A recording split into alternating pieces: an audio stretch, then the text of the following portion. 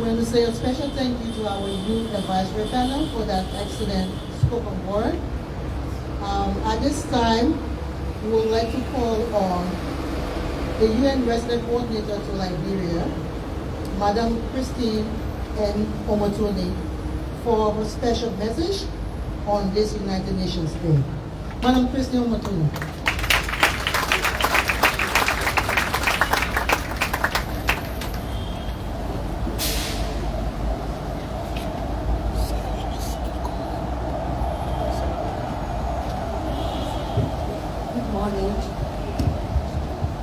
In my country, rain is a sign of blessings. In my country, rain is a sign of blessings. So although we had put all the tents and the rain, we washed them away and we had to do again in the morning, but we took us as a sign of blessings. So Your Excellency, Dr. George Weah, President of the Republic of Liberia, Deputy Speaker present, Honorable Minister of Foreign Affairs and the Dean of Cabinet, Honorable Cabinet members present, senior government officials, the Dean of the Diplomatic Corps, members of the Diplomatic Corps, representatives of international organizations, UN colleagues, heads of agencies, the Staff Association, the President of the Staff Association, is also called Weah. And all the staff and personnel, esteemed partners, representatives of private sector, civil society organizations, members of the media, ladies and gentlemen. I think the representative of the Staff Association said all that I had to say, but on behalf of the UN country team for Liberia, I warmly welcome you to this one UN house to celebrate the 75th anniversary of the United Nations. On UN Day, we are always reminded that the United Nations is for us, and the United Nations is about us. The United Nations, in fact, is all of us. It is all the nations, all the individuals, communities, organizations, everyone. It is the embodiment of our collective effort to drive progress together, and a reminder that no one can do it alone, because we must tackle our challenges and find solutions together. This is therefore our UN family house. We welcome you to this house. I call it a house of 21 bedrooms because we have 21 UN agencies. The master bedroom is on the 8th floor. I call it where I stay most of the time, my office. We also have a very large, warm living room on the 3rd floor, the coffee and conference room, where most of you always look forward to come for good conversations at one time or the other.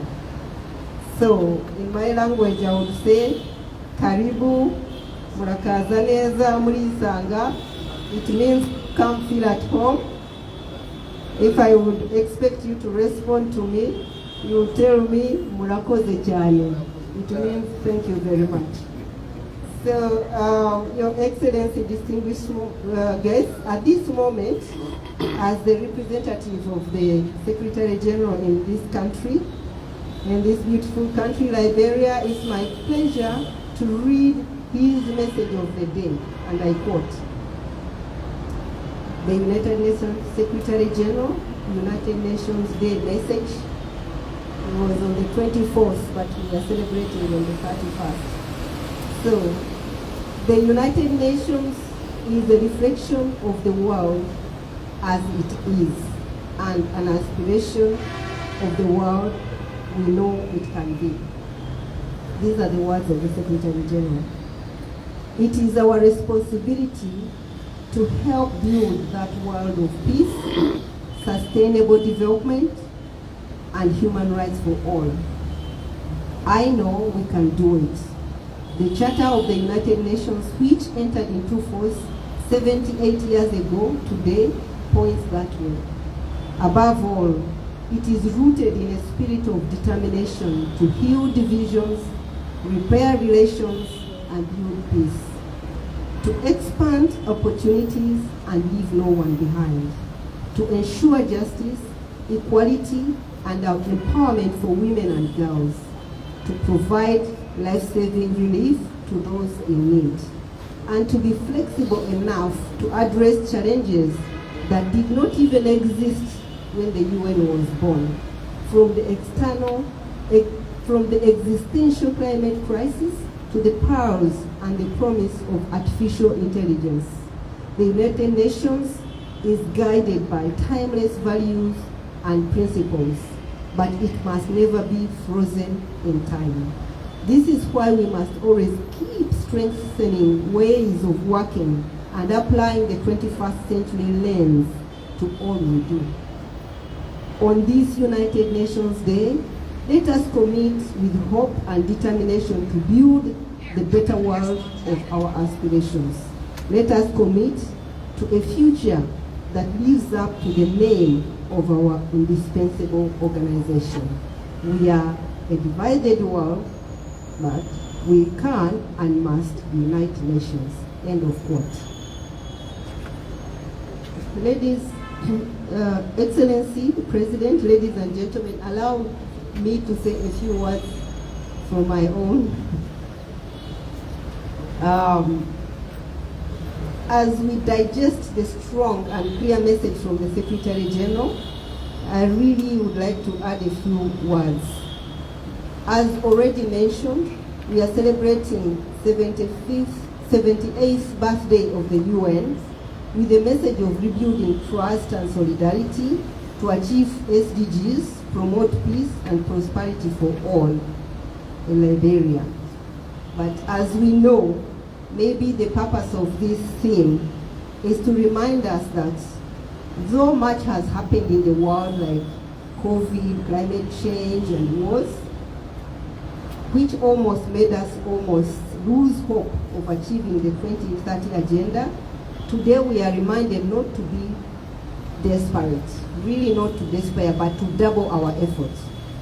Your Excellency, President Weah, we were inspired by your recent speech at the UN General Assembly and the SDG Summit, where you said, and I quote, Liberia's journey is best captured in the spirit of unity, resilience, and ambition. Together through collaborative and shared purpose, we can and must shape a world that upholds the rights and dignity of every individual. Thank you, Mr. President, for saying these words at the General Assembly and for emphasizing the significance of global solidarity and cooperation in addressing global challenges and highlighting the importance of multilateralism, international cooperation in finding solutions to local and global issues. I recall that all global leaders across the board in the General Assembly echoed the same message. Today we celebrate that Liberia has made significant strides in achieving political stability since the end of the civil war in 2003. We share the joy of sustained peace in this country that has experienced peaceful transitions of power through democratic elections 4 times already. We don't take this for granted. This demonstrates the commitment to a stable political environment.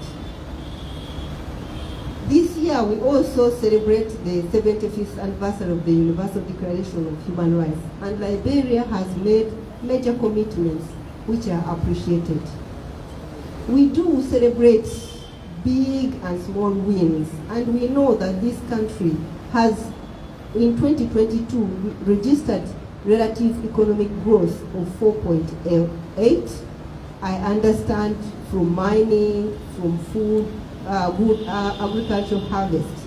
We also know that at some point the Human Development Index had increased by 20%.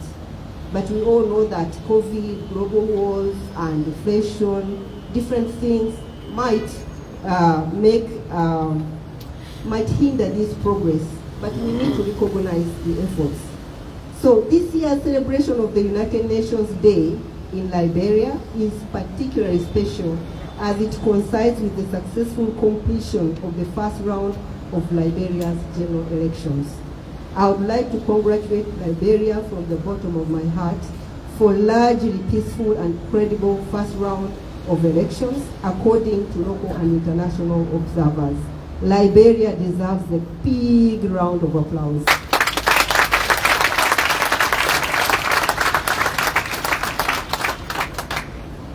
Since we are in this UN compound, I would like to remind everyone that these elections were fully nationally owned and largely funded by Liberia. There is no peacekeeping force anymore, as you can see.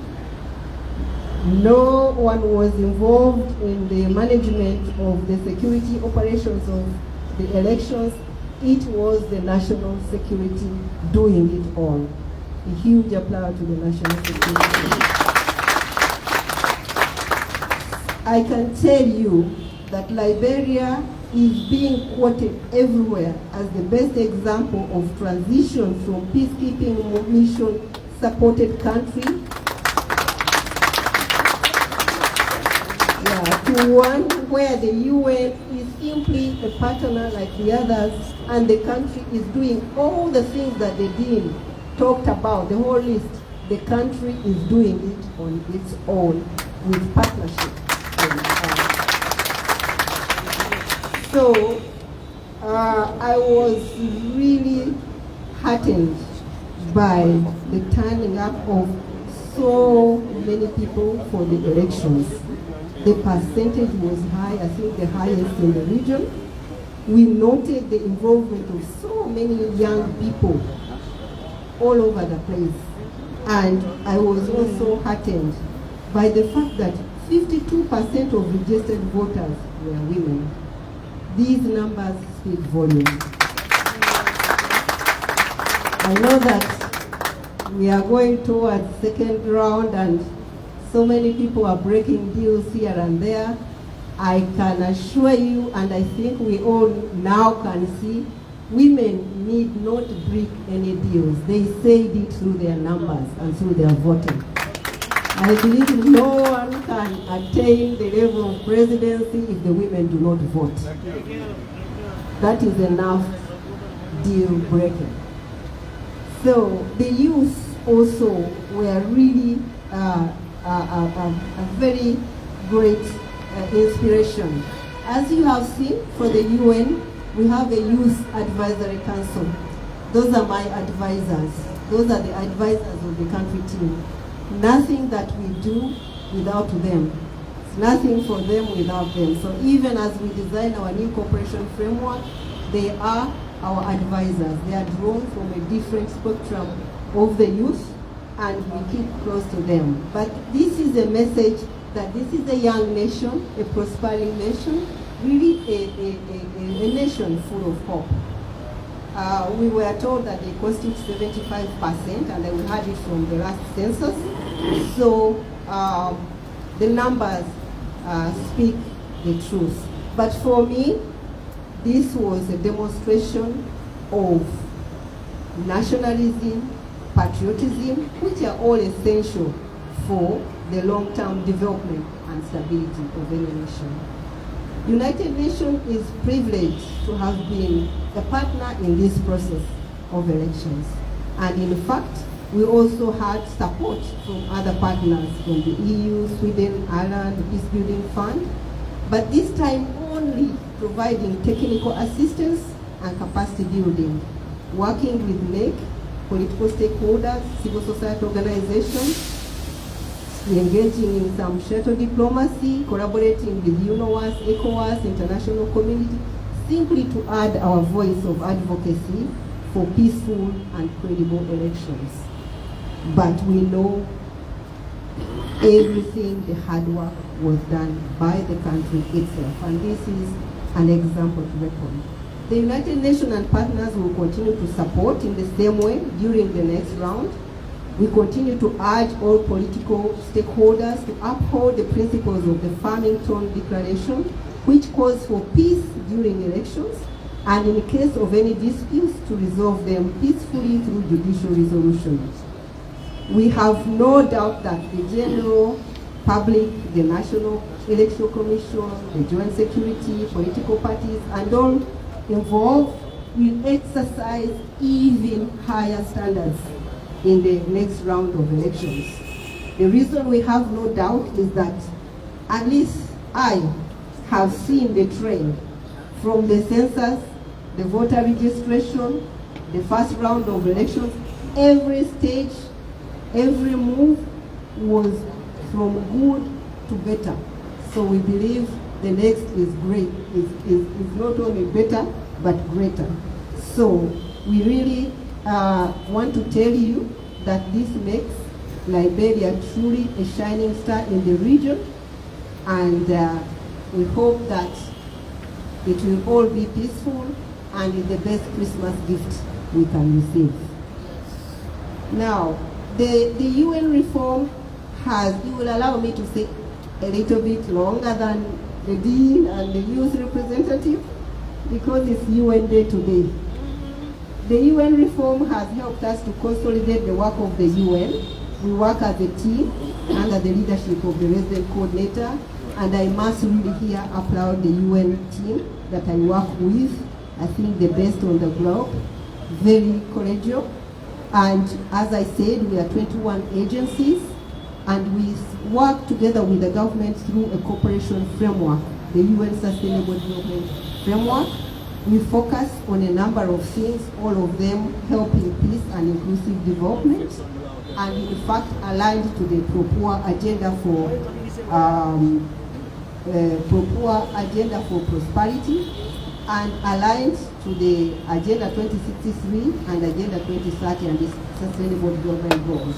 I will not go into the details, but we really focus on 4 pillars: the human development, essential services, sustainable economic development, peace, security, governance, transparency. We work a lot on peace and democracy, economic development, job creation, access to quality education, health care, protection of human rights, and promotion of gender equality, addressing challenges of climate change, and so on. It is my pleasure, Your Excellency, today to tell you that as I've been reading notes from my predecessors, I understand in some of the UN days you advocated for a few key programs.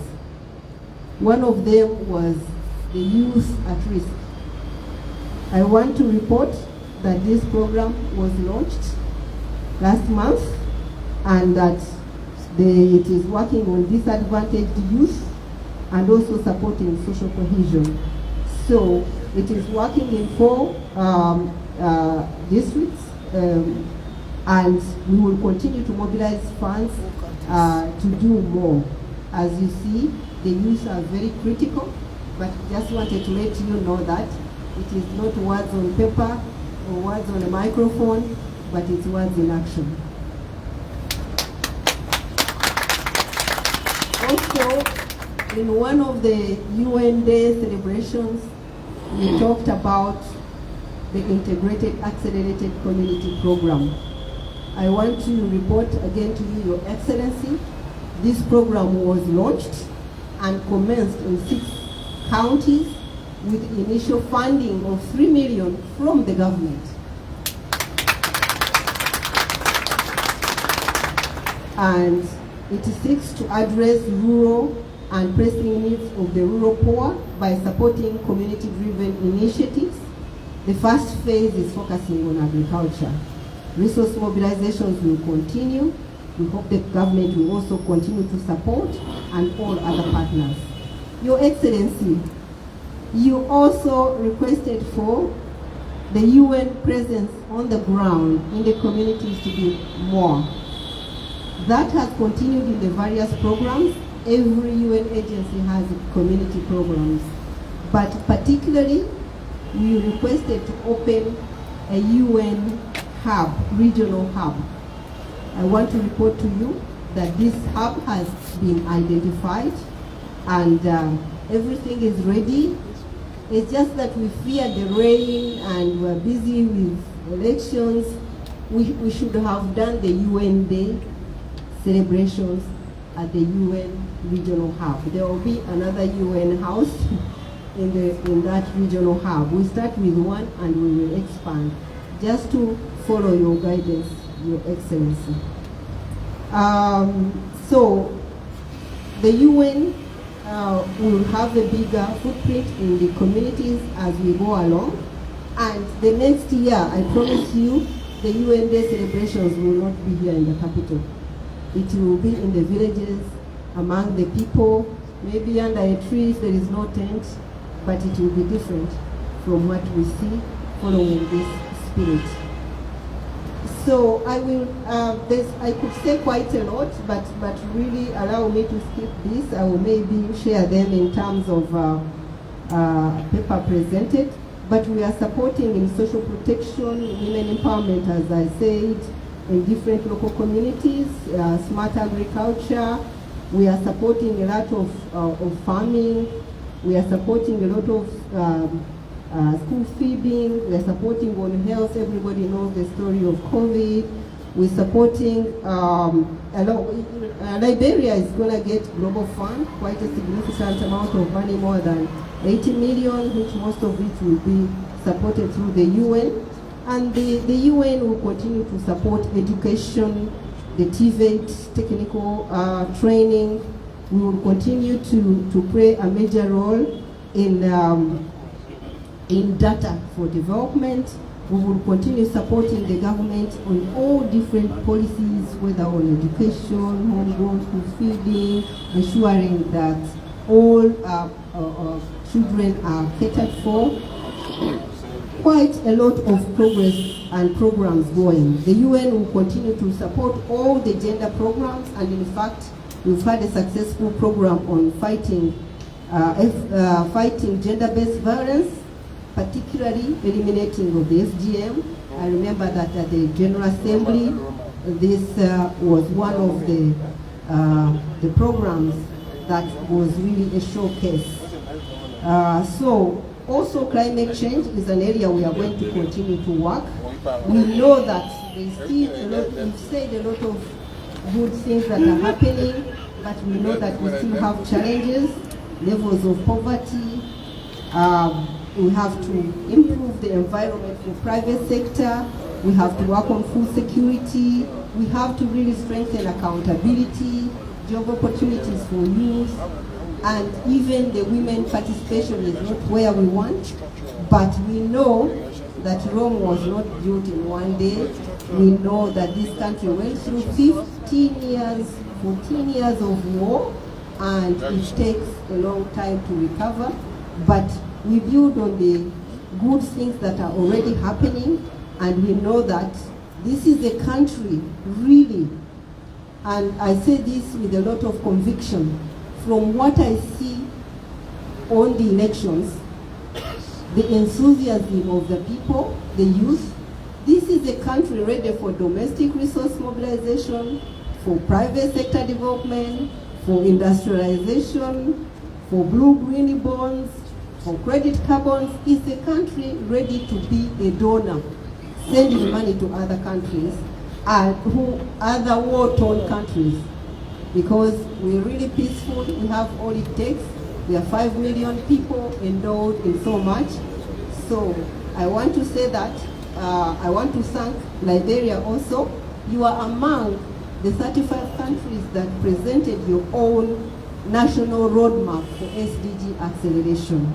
I won't go into everything, but I know that the delegation of the government that went to New York pointed out expanding national social protection systems in scope and coverage, expanding opportunities for labor-based work and scaling up farmer field school activities with climate change interventions, adopting a whole of government approach to adolescent youth well-being, strengthening institutions and responsibility for national planning and budgeting, and for data collecting, monitoring, and reporting on SDGs. I just picked a few. I know you said a lot. So with the commitment, the next step would require really internalizing these commitments in action, ensuring no one is left behind, mobilizing more resources, and really better coordination. We will come to you, Mr. President, on advising us on how we can improve our coordination. We have started, the government has actually launched the Drivers of Development study. We know that the PAPD is coming to an end, 2023, and that national consultations will go on. We look forward to a new national development plan. We look forward to work together to develop it, because our own cooperation framework will have to align to the national priorities. So we hope, Mr. President, before you get too busy or once you get some rest, that we can have one last steering committee for the PAPD to say where it is ending, because it's been many years of work, it's coming to an end. We need to come to you and see where we are ending and how we start the next phase. So again, I would like to conclude by saying that sustained improvement in social economic development requires keeping a reasonably high level of growth, which is shared among all. We have to have improved service delivery, quality social safety nets, social assistance, among other things. So to address some of these, a solid national development plan will help us, I'm sure, to do a lot in the next phase as we come to the end of the SDGs.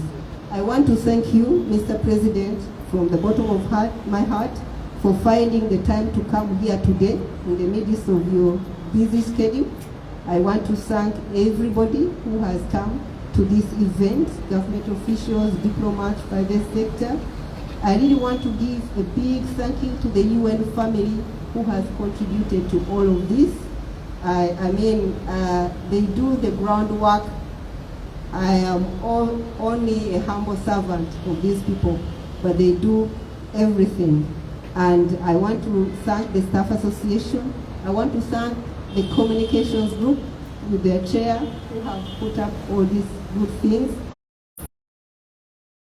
The task team, I know Margaret and Christian are not been sleeping. And so everybody who has been working tirelessly, the security, everybody. So it is my first UN Day celebrations in Liberia.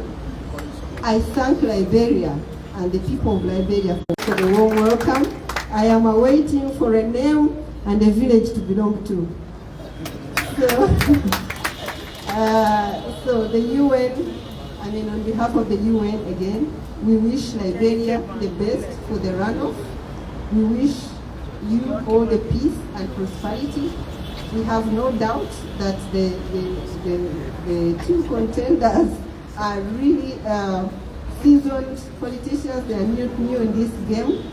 So we really rely on a very smooth runoff. We pray for God to bless Liberia. We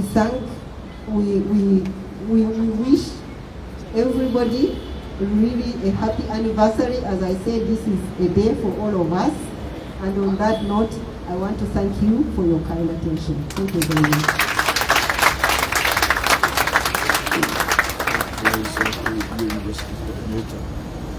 Next, the president.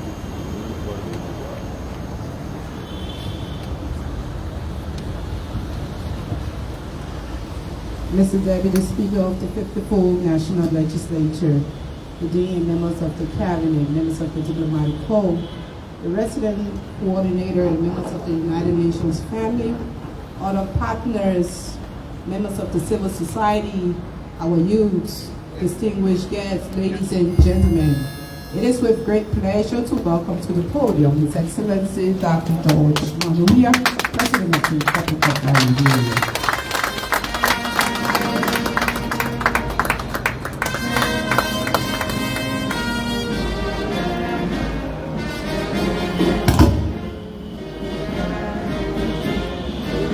Thank you. You may have your seats.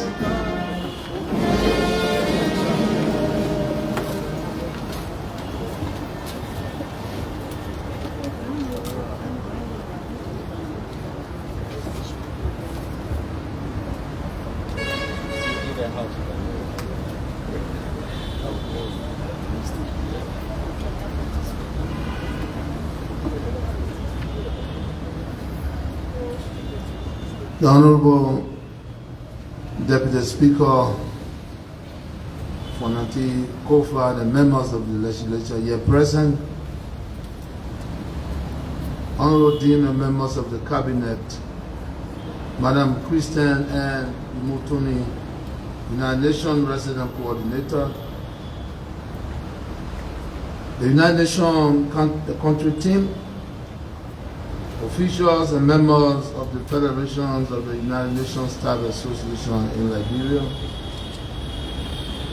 the acting, joint, and members of the diplomatic corps, traditional leaders, women, youth, and civil society organizations here present, members of the Fourth Estate,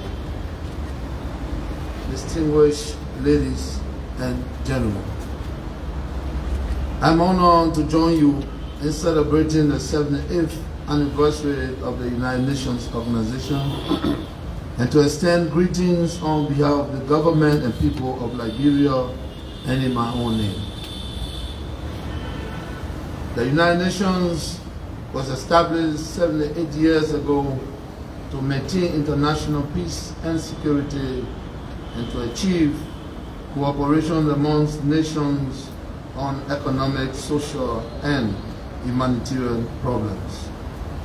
Indeed, we are proud that Liberia was one of the 3 African countries that signed and the United Nations Charter as founding members of the United Nations, along with 47 countries outside of Africa. The signing of this charter brought forth an organization that continues to be relentless in its effort geared towards maintaining world peace and security, improving the social and economic conditions of peoples around the world, and bridging the difference among nations to enable them to peacefully coexist. Liberia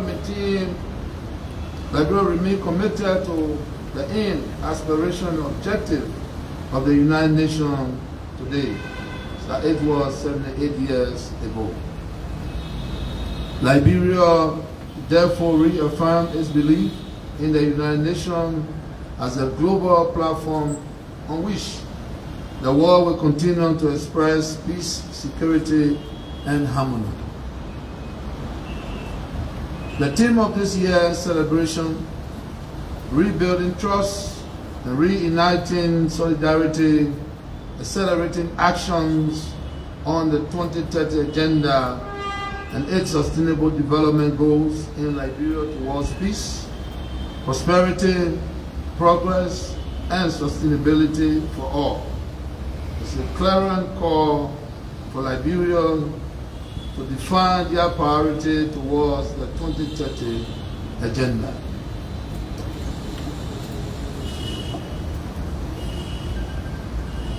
Liberia strongly believes that a pacific settlement of disputes is the best alternative to aggression.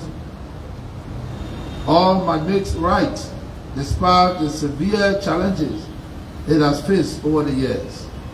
The United Nations has succeeded in holding the world together, which is a testament of its ability, quality, and prospects.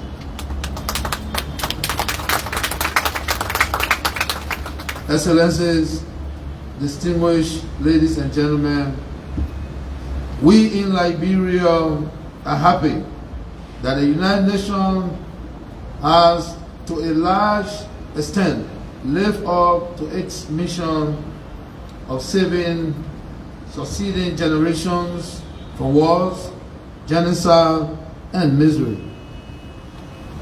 The United Nations should continue its endeavors in leading the war to restore calm and peace in all the regions in our war where there are conflicts and trouble. Liberia remains committed to contributing to peace-building mission with the most recent and largest deployment of Liberian peacekeepers. We serve in the United Nations integrated, multidimensional stabilization mission in Mali. As a manifestation of our commitment to peace and security, Liberia endorsed the Secretary General Action for Peacekeeping, A4P initiative, which aimed to strengthen peacekeeping through more targeted mandates, stronger and safer operations, better equipped and trained forces, and by mobilizing support for political solutions. Excellency, distinguished ladies and gentlemen, Liberia's commitment to the 2030 Agenda is reflected within the Pro Agenda for Prosperity and Development, with major targets including jobs creation, infrastructure development, industrialization, access to affordable healthcare and education, and the sustenance of peace and security to keep the nation focused on its future development agenda. It is in this light that my government has been keen on rural connectivity, free education, and healthcare delivery.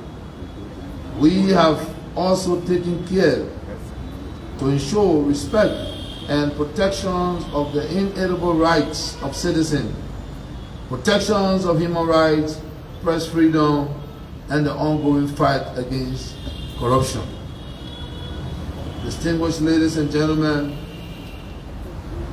this year's celebration falls in line with our political season, where we have seen Liberians exercise their democratic rights through the elections of senators and representatives, and are poised to embark upon the round of election for their president on Tuesday, November 14, in a free, fair, peaceful, and a transparent process. I want to thank the United Nations. Thank you.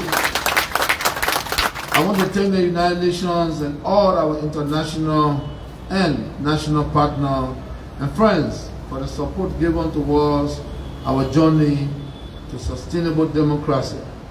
I pledge to continue to uphold the confidence reposed in me to guide the process and ensure our collective actions toward actualizing the 2030 Agenda. Distinguished ladies and gentlemen, before I close, I want you all to give a round of applause to our local media. Our local media kept the strength and the peace of this country throughout these elections. The fact that they were able to diffuse all of the lies and misguided statements for the peace to continue in our country, they deserve better. We must empower them so our country can remain peaceful. Thank you, and may God bless you. Happy United Nations Day.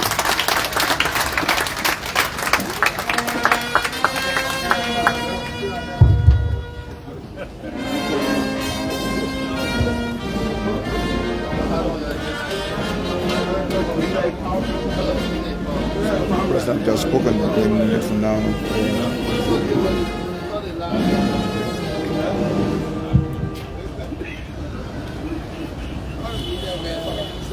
Thank you, Mr. President.